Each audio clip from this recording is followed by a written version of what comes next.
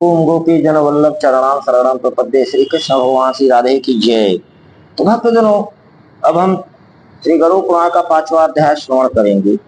तो श्री गरुड़ जी महाराज पूछते हैं भगवान श्री केशव से, येन येन च पापेन यत् चिन्नं प्रजायते याम याम योनिं च गच्छन्ति तन्मे कथय केशव। श्री गरुड़ महाराज जी पूछते हैं कि हे केशव, जिस जिस पापों से जो जो चिन्ह प्राप्त होते हैं, जिन जिन योनियों में जीव जाते हैं, वह आप मुझे बताइए। भगवान श्री हरि कहते हैं, यह पापयान्ति याम योनिं पापिनो नरका गता येन पापेन यच्चिन्नं जायते मम तच्छृणु। ब्राह्मः क्षयरोगे शयातको घन तस्या कुब्जको जड़ कन्याघाते भवेत कोष्ठी त्रयश्चंडाल योनिकु। भगवान श्री हरि कहते हैं कि नरक से आए हुए पापी जिन जिन पापों के द्वारा जिन योनि में जाते हैं, और जिस पाप से वो जो चिन्ह होता है वह मुझसे सुनो गरुड़ जी। ब्रह्म हत्यारा क्षय रोगी होता है, और गाय की हत्या करने वाला मूर्ख और उबड़ा होता है, कन्या की हत्या करने वाला उर्गी होता है, और ये तीनों पापी चंडाल योनि को प्राप्त होते हैं।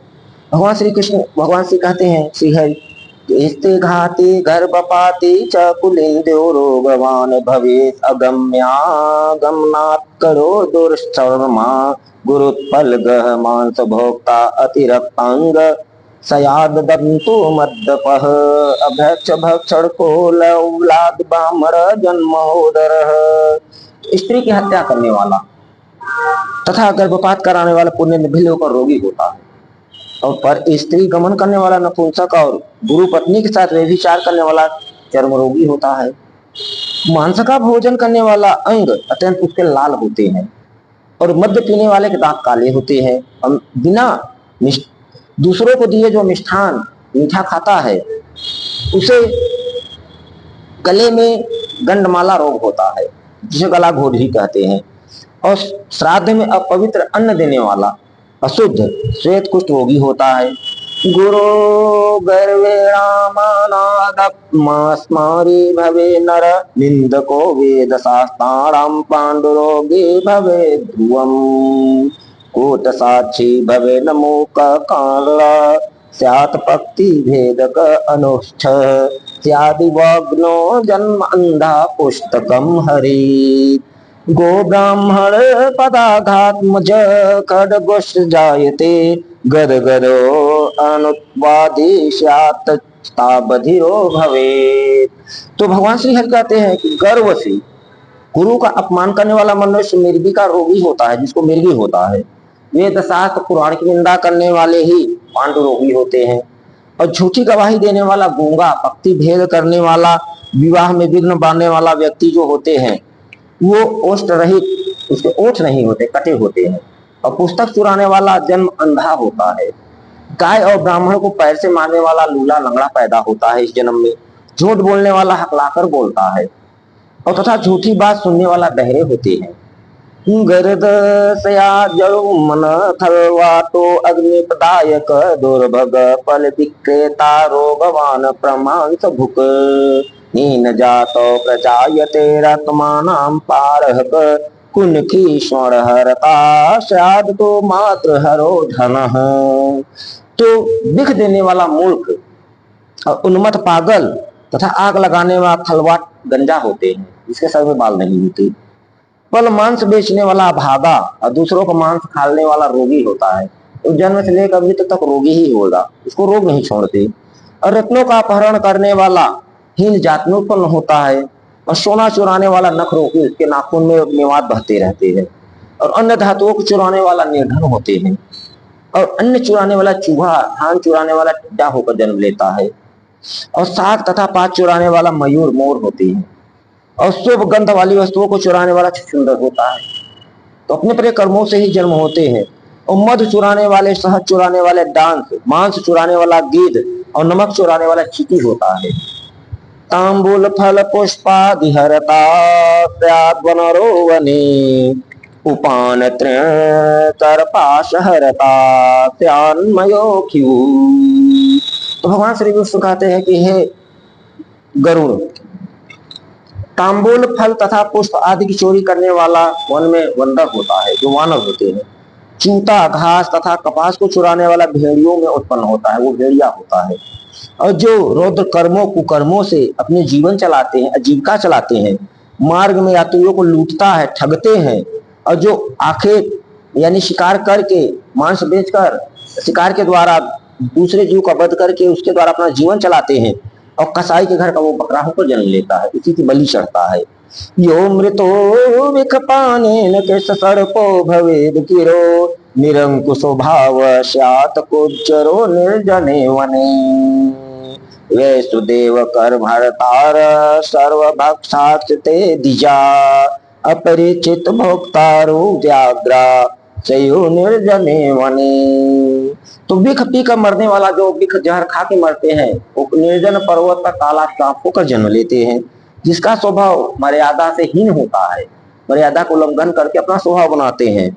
वह निर्जन वन में हाथी होकर जन्म लेता है। और बलि वैश्य देव ना करने वाला, जो बलि वैश्य मतलब 5 आहुति अग्नि हवन होता है वो ना करता हो, कौवे को, कुत्ते को और चंडाल को, पितर को, जो तर्पण ना करता, भोजन ना करता देता हो, तो ऐसे ब्राह्मण क्षत्रिय वैश्य बिना परीक्षण के भोजन करने वाले निर्जन वन में बाघ होकर जन्म लेता है, जो मांस से ही अपना दूसरे के जीव से ही जीवन चलाए। जो ब्राह्मण गायत्री का स्मरण नहीं करता, संध्या उपासन नहीं करता, जिसका स्वरूप दूषित तथा प्राय स्वरूप साधु की तरह प्रतीत होता है, वह ब्राह्मण बकुला होता है अगले जन्म में। तो अपने अपने कर्मों के अनुसार इधर भगवान से योनि बताते हैं। अज्ञाजाय को विप्रसा भवेद ग्राम शूकर निरंकुश स्वभाव सात कुजर निर्जन मने वैश्य देव कर्म तारा स्वाभाचये द्विज। तो भगवान श्री हरि कहते हैं कि जिनको यज्ञ नहीं करना चाहिए, हवन यज्ञ जिनको नहीं करना चाहिए, उनके यहाँ यज्ञ कराने वाला ब्राह्मण गांव का सुअर होता है। तो क्षमता से अधिक यज्ञ कराने वाला दर्भम तथा बिना आमंत्रण के भोजन करने वाला कौवा होता है। बिना निमंत्रण के कहीं भोजन नहीं करना चाहिए। जो सतपात्र शिष्य को विद्या नहीं प्रदान करता, जैसे हमारे शिष्य हुए सतपात्र है, सुंदर उनका गुण है, हम लोभ वश अहंकार वश उसको ज्ञान विद्या नहीं देते, वह ब्राह्मण बैल होता है। अब गुरु की सेवा ना करने वाला शिष्य बैल तथा गधा होता है। जो गुरु की सेवा नहीं करता वो बैल और गधा होता है। और गुरु के प्रति अपमान के तात्पर्य में हूं हाँ तू शब्दों का उच्चारण करने वाला वाद विवाद ब्राह्मणों को अपमान करने वाला, पराजित करने वाला, जल विहीन अरण्य में ब्रह्म राक्षस होता है, जहां उसको जल भी नहीं मिलता, ऐसा राक्षस होता है। प्रतिश्रुतम दीजिए दान मदत्वा जाम्बको भवेत सता सत्कार कर कर फेतकारो अग्निमुखो भवेत मृत गिद्ध स्याद उल्लुकः। तो प्रतिज्ञा करके ब्राह्मण को दान ना देने वाला सियार होता है।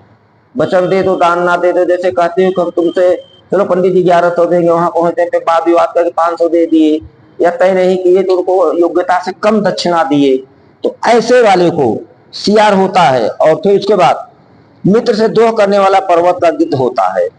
जो मित्रों से द्रोह करता है वो पर्वतों से गिद्ध होता है मरने के बाद। और क्रय में धोखा देने वाला उल्लू होता है। खरीदारी बेचने में धोखा जो देता है, पैसा लेता है उसको वस्तु नहीं देता, और वस्तु कोई ले लेता है उसको पैसा नहीं देता, ऐसे उल्लू होते हैं। वर्णाश्रम की निंदा करने वाला वन में कपोत होता है। जो अपने जात में रहे तो ब्राह्मण ऐसे होते हैं, अपने ही जात में रहो, अपने ही जात की निंदा करो। तो आशा को तोड़ने वाला, किसी को आशा दे दो कि हाँ पंडित जी हम तुमको यहाँ करेंगे, ऐसा करेंगे, यहाँ भैया हम तुमको ये ज्ञान देंगे, हम तुम्हारा काम करेंगे। पंडित जी पैसा ले लेते हैं काम करने का, जबकि पैसा लेके काम भी नहीं करते। तो किसी को जतना नहीं चाहिए।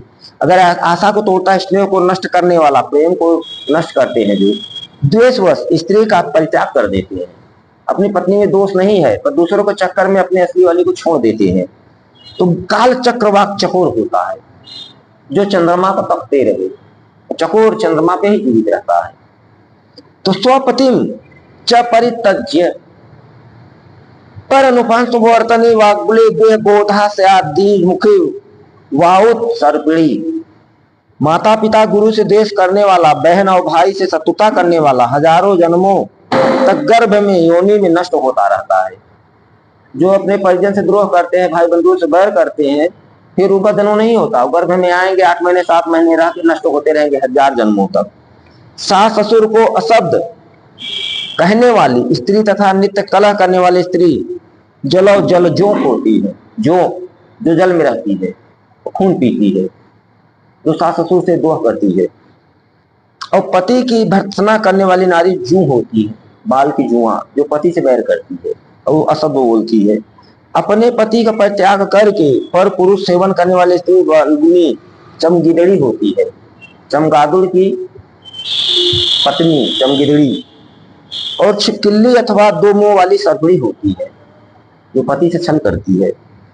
यह सह तो गोत्र घाती स्त्रो स्त्रो योनिक्षण तर छ स्थल को भूत्वा छ योनिको जायते। तो सगोत्र की स्त्री के साथ संबंध बनाकर अपने गोत्र को विनष्ट करने वाला तरच लकड़बग्घा होता है। अर्थात अपने गोत्र में ना लड़की की ब्याह करनी चाहिए ना लड़के की।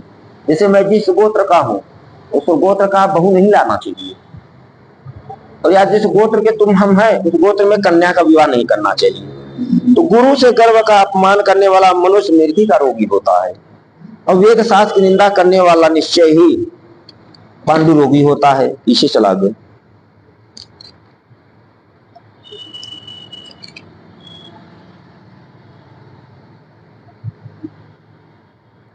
तो सगोत्र की स्त्री के साथ संबंध बनाकर अपने गोत्र को विनष्ट करने वाला तत्सल लकड़बग्घा सलकर स्याही होकर ऋक्ष योनि में जन्म लेता है।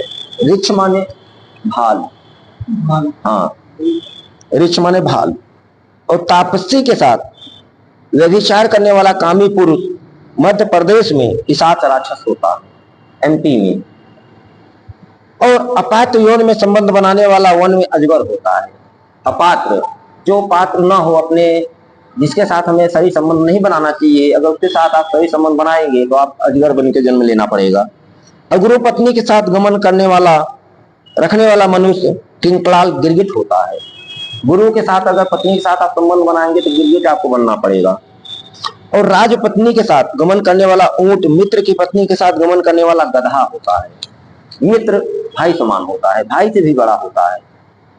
देखो कितनी जगह भगवान श्री राम भी प्रमाण देते हैं कि तुम मम प्रिय भरत समाना तुम लक्ष्मण सन मम प्रेमी, कि लक्ष्मण जैसे तुम प्रिय हो, भरत जैसे समान हो, या उनसे भी अधिक कह दिए हैं कि तुम अधिक प्रिय हो, लक्ष्मण ते दूना प्रिय, ऐसा भी कह दिए हैं। तो पर स्त्री का हरण करने वाला, अपहरण करने वाला, धरोहर का हरण करने वाला, ब्राह्मण के धन का अपहरण करने वाला ब्रह्म राक्षस होता है। और ब्राह्मण का धन कपट से स्नेह से रखने वाला 7 पीढ़ियों तक अपने कुल का विनाश करता है। ब्राह्मणों को वचन देकर उनका धन जितना है दे दो, 1 रुपया अधिक दे, कभी उनका सच्छल मत करो, नहीं तो अपने 7 कुल का विनाश होता है। ब्राह्मण 7 कुल को बना भी देते हैं, अब ब्राह्मण से 7 कुल नष्ट भी हो जाते हैं। तो और ब्राह्मण का जो बलात्कार तथा चोरी के द्वारा खाने पर जब तक चंद्रमा तारों की स्थिति रहती है तब तक वह अपने कुल को जलाता है। तो लोहे और पत्थर के चोर अभिक को व्यक्ति पचा सकता है।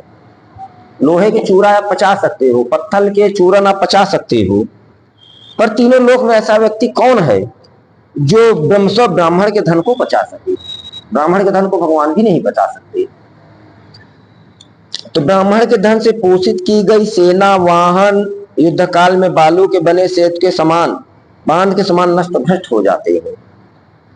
देवद्रव का उपयोग करने से अथवा ब्राह्मण स्वरूप हरण करने से, ब्राह्मण का अतिक्रमण करने से कुल पतित हो जाता है। ब्राह्मण से द्वेष करोगे तो कुल पतित हो जाएगा, भ्रष्ट हो जाएगा।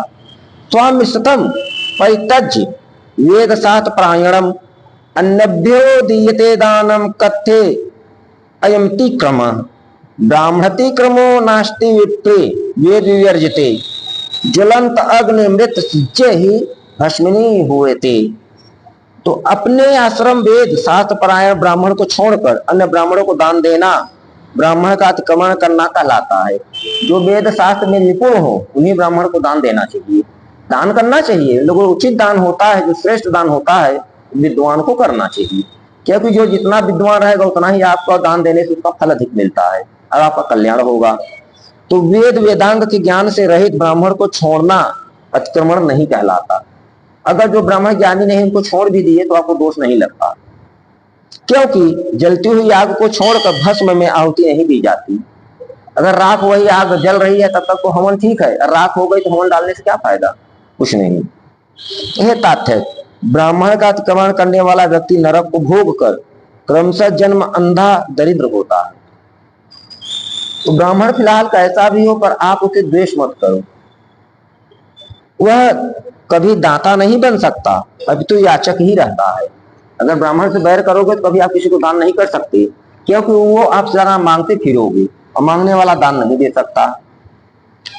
और जो दूसरों का धन हरता है वह पंगु लंगड़ा कुत्ता होता है। दूसरों का धन हरण नहीं करना चाहिए। विप्रयस्यवित करणी लक्षदेन फलम भवेत विप्रयस्यविते हरणान मरकट सवा कपिर भवेत। ब्राह्मण को आजीविका देने वाला व्यक्ति 1 लाख गोदान का फल प्राप्त करता है। जो ब्राह्मण के जीवन के खान पान की रहने की व्यवस्था कर देता है या करवा देता है वह 1 लाख गौदान का फल प्राप्त करता है। और ब्राह्मण की वृत्ति का हरण करने वाला बंदर कुत्ता लंगूर होता है। जो ब्राह्मण की वृत्ति को व्यवास को या नौकरी चाकरी है उसको हरण के दूसरे को लगा दे या बैठा दे वो लंगूर होता है। हे खगेश्वर, प्राणियों को अपने कर्म के अनुसार लोक में नरकी यातनाओं को भोग कर अविष्ट पापों को भोगने के लिए पूर्वोक्त योनियों में जाते हैं।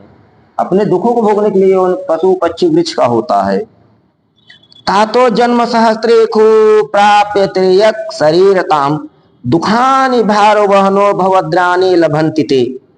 इसके बाद हजारों जन्मों तक तिर्यक पशु पक्षी का शरीर प्राप्त करके वे बोझा ढोने आदि कार्यों से दुख को प्राप्त करते हैं। तो फिर पक्षी बनकर वर्षा शीत तथा ताप घाम दुख से सहते हैं। इसके बाद अंत में जब पुण्य और पाप बराबर हो जाते हैं तब मनुष्य योनि मिलती है। जब पुण्य पाप बराबर होते हैं तो मनुष्य योनि मिलती है। स्त्री पुरुष के संबंध से वह गर्भ में उत्पन्न होकर क्रमशः गर्भ से लेकर मृत्यु तक के दुख प्राप्त करके पुनः मर जाता है। समयोत्पत्ति विनश्यत जायते सर्वदेहिनाम एवं परिवर्तितम चक्रम भूतग्राम्य चतुर्विधे घटी यंत्रम यथा मतर्या भ्रमन्ति मम या माया भूमौ कदाचिन नरके कर्मपात समावृता। इस प्रकार सभी प्राणियों का जन्म और विनाश होता रहता है उसके कर्मों के द्वारा। यह जन्म मरण का चक्र चारों प्रकार की सृष्टि में चलता रहता है। राक्षस पाताल लोक देवलोक ब्रह्मलोक सब जगह मेरी माया से भगवान श्री हरि विष्णु भगवान कहते हैं कि हे खगेश्वर, मेरी माया से प्राणी रट घटी यंत्र भांत की ऊपर नीचे की योनियों में भ्रमण करते रहते हैं। कर्म पांच से बंधे रहकर कभी वे नरक में कभी भूमि पर जन्म लेते हैं। अदत्त दानस्य भवेत दरिद्रो दरिद्र भावे स करोति पापम पाप प्रभावन नरके प्रयाति पुनः दरिद्र पुनरेव पापी अवश्यमेव भोक्तव्यम कितम कर्म शुभाशुभम ना भुक्तम क्षीयते कर्म कल्प कोटि सतैरपि। तो दान ना देने से प्राणी दरिद्र होता है। जो दान नहीं करते तो फिर दरिद्र होंगे और दरिद्र हो जाने पर फिर पाप करता है। पाप के प्रभाव से नरक जाता है और नरक से लौटकर पुनः दरिद्र और पुनः पापी होता है। तो पापी के द्वारा किए गए शुभ और अशुभ कर्मों का फल भोग उसे अवश्य ही भोगना पड़ता है। अपने कर्मों का शुभ अशुभ दोनों, शुभ करोगे सुख मिलेगा, अशुभ करोगे दुख मिलेगा, क्योंकि सैकड़ों कल्पों के बीत जाने पर भी बिना भोग के कर्म फल का नाश नहीं होता। हम जो कर्म करते हैं हजारों जन्म ले पर बिना भोगे वो नष्ट नहीं होता। तो हे भक्तों, इसी प्रकार ये हमारा 5वां अध्याय समाप्त हुआ। तो अगर आपको ये हमारा प्रवचन थोड़ा सा भी प्रिय लगा हो तो आप इसे हमको ज्यादा से ज्यादा शेयर करें और सब्सक्राइब करें। तो बोलो श्री विष्णु भगवान की जय। इति गरु पुराय सहोद्वारे पाप चिन्ह निरूपम नाम 5वां अध्याय। श्री विष्णु भगवान की जय।